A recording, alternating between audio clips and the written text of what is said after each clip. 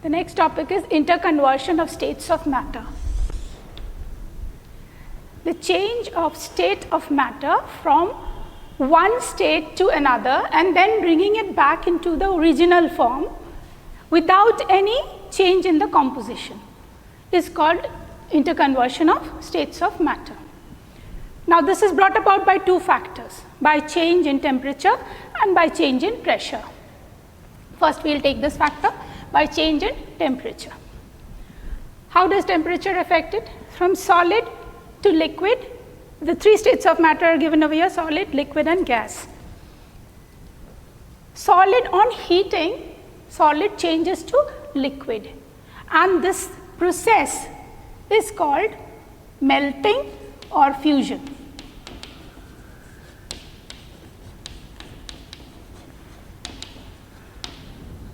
And the fixed temperature at which a solid starts melting is called the melting point under normal pressure. Just the reverse happens on cooling, that is, liquid changes to solid on cooling. This process is called solidification .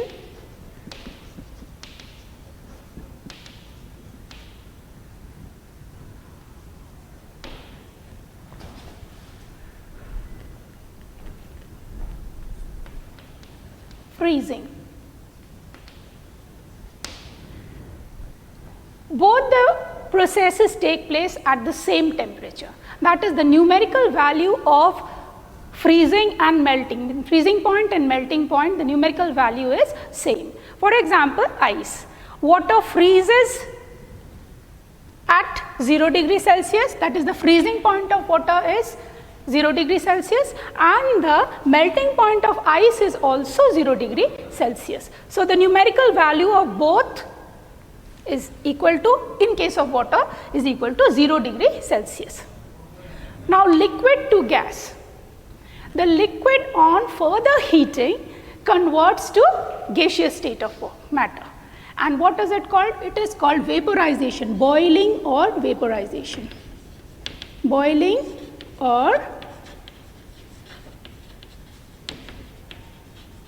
now this conversion can take place at normal temperatures also. That is called evaporation. Means liquid can convert into gas at all temperatures, and that is called evaporation. But there is a difference between boiling and evaporation. In boiling, usually heat is involved.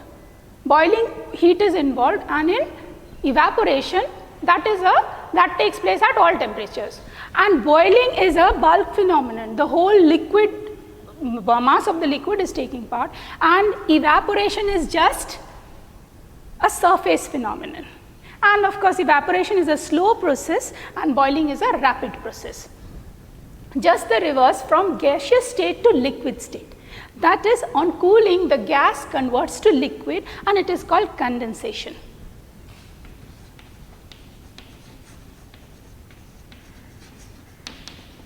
Also known as liquefaction. Gas changing to liquid, also known as liquefaction or condensation. Again, the numerical values of boiling point and condensation point is same. For example, water boils at 100 degree and water also, the steam condenses at 100 degrees Celsius temperature. So, how do we define boiling point? The constant temperature at which a matter liquid changes into gaseous state under normal pressure. Pressure has to be mentioned, under normal pressure. So, while converting solid to liquid, heat is added. While converting from liquid to solid, heat is removed. While converting from liquid to gas, addition of heat is added, and while converting from gas to liquid, condensation, that is, heat is removed. Now, there is another phenomenon which is directly, some solids directly change to gas and the gas again directly changes to solid form. That is called sublimation. The solid on heating directly changes to gaseous state and it is called sublimation.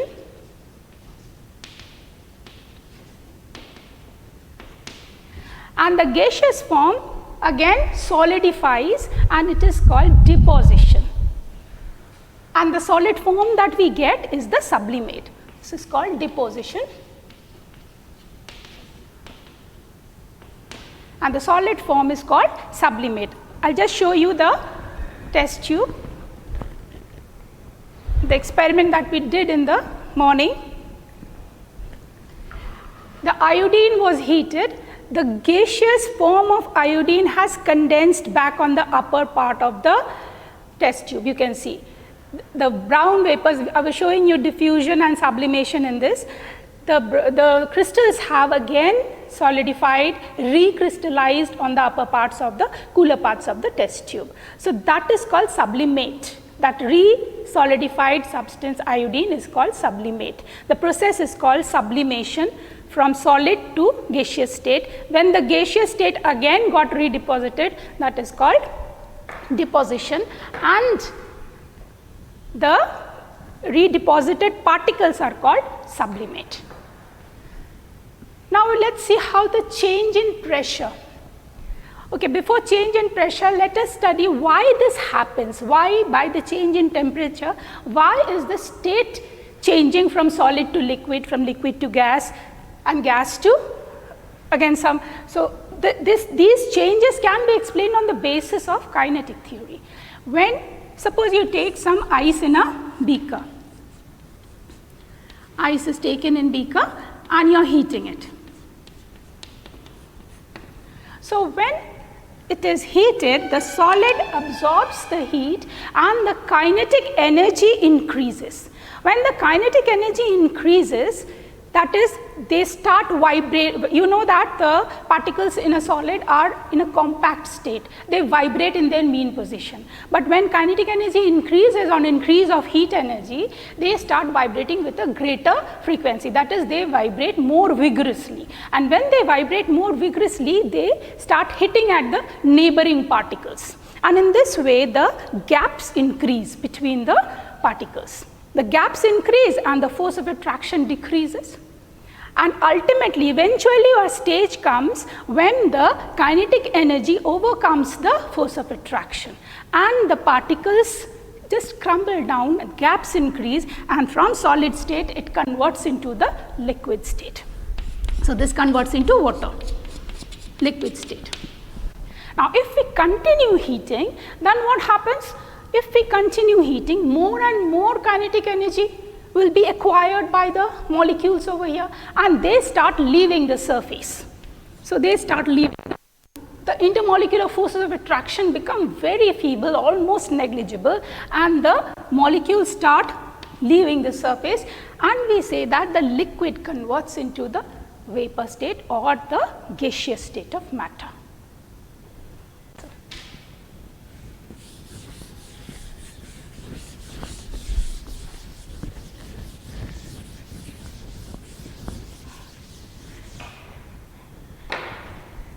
Next, we will see how by the change in pressure, conversion of state is done, matter. We know that water boils at 100 degrees Celsius. But that is at sea level, under normal pressure. If you try to boil water at a higher altitude on the hills, then water will start boiling at a much lower temperature. So if the pressure decreases, the boiling point also decreases. On changing the pressure, that is on high pressure, under high pressure and low temperature, gases, the state of matter which is normally a gas, can be liquefied or it can be solidified also. So under high pressure, the gaseous state of matter can be liquefied or it can be solidified also. We see the liquefied petroleum gas. The normal state is gaseous, but under high pressure, when it is compressed inside the cylinders, it becomes liquid.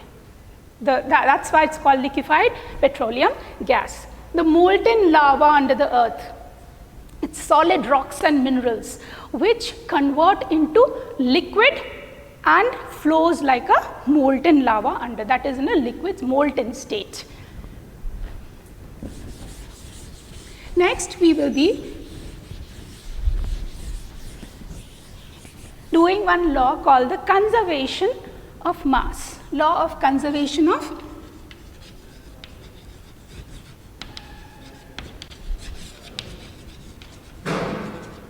this states that matter can neither be created nor destroyed. We'll do an experiment in this. Take a conical flask. There's a cork attached to it, and with the help of a string, we will take a fusion tube. That's a small test tube, and we will take HCl in this, hydrochloric acid in this. In the conical flask, we have taken silver nitrate solution. Silver nitrate solution in the flask, we have taken silver nitrate solution. Now we take this whole setup, that is the conical flask with the silver nitrate solution, with the fusion tube containing HCl, concentrated HCl, and the cork. This whole setup we will weigh in the physical balance and note the weight. After that, suppose the weight is X grams. After that, we just pull this rope without opening the lid. We just pull this rope and we let the HCl fall into the silver nitrate solution. Immediately reaction starts and a thick white precipitate of silver chloride will be formed. AgNO3 and HCl will react.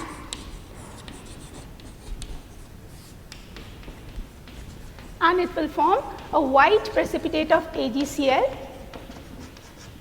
This will be the reaction taking place. So new substances will be formed, but the mass of the matter does not change. After the reaction, if the whole setup with the white precipitate over here, if we weigh this again, it is the same X grams. The weight remains constant. So in this way, we prove that the conservation of mass, that matter can neither be destroyed nor be created.